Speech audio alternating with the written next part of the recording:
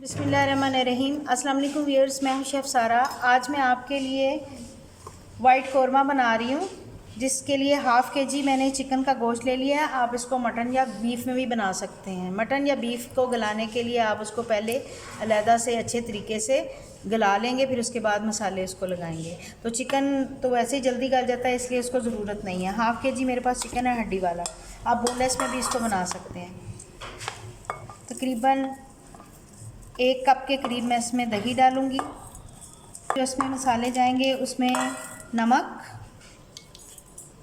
1 teaspoon या हस्बे ज़ायका, सफ़ेद मिर्च 1/4 टीस्पून, और अभी बाकी के अज्जा मैं बाद में शामिल करूँगी। थोड़ा सा इसमें धनिया है तो मैं बॉईल करूँगी। थोड़ा सा लहसुन अदरक बॉईल करके मैं इसको पीस लूँगी। 2 प्याज डालेंगे, जिनको हम मोटा सा काट के सिर्फ बॉईल करेंगे। इसको ज़्यादा बारीक नहीं करना, ये गलेंगे नहीं।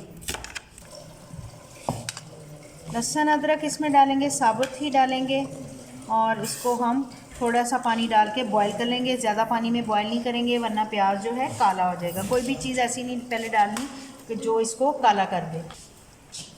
1 गिलास पानी डाल के मैं इसको 5 मिनट के लिए बॉईल करूँगी। उसके बाद नेक्स्ट प्रोसेस करते हैं जी। प्याज और लहसुन अदरक को मैंने बॉईल करके पीस लिया है।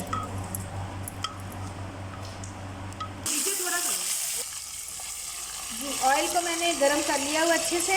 अब इसमें हम गोश्त में सारा जो बैटर हमने लगाया था गोश्त को, वो इसमें डालेंगे। 10 मिनट के लिए इसको मैं दम पे रख दूंगी। उसके बाद दोबारा हम इसको नेक्स्ट प्रोसेस करेंगे। जी, गोश्त हमारा गल चुका हुआ है। अब इसको अच्छे तरीके से हम भून लेंगे,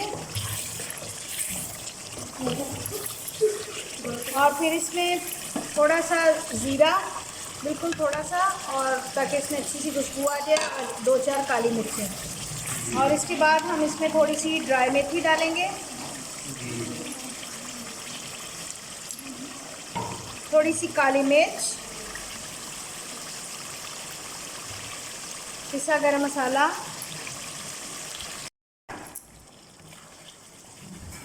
और पिसा धनिया, और क्रीम डालेंगे।